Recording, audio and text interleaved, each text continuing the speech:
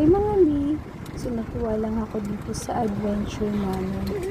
Diba, nakasakay kami ng car.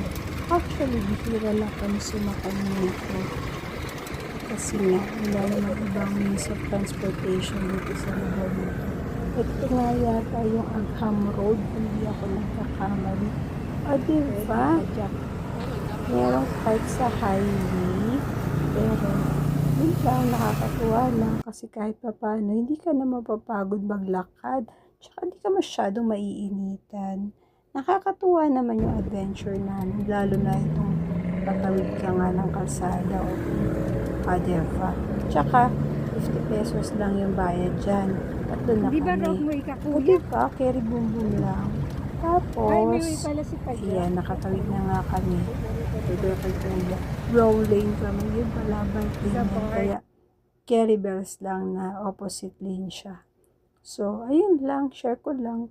Pag naligaw kayo dito sa may Agham Road, imbis na mag-taxi-taxi kayo, ganyan, may mga trike po dito. Mura lang naman ang bayad. Kaya, okay na rin. Nakatulong na rin kayo sa kanila. Diba? O siya, nakarating na kami. Malapit na kami sa Centris. Gala muna. Yun lang.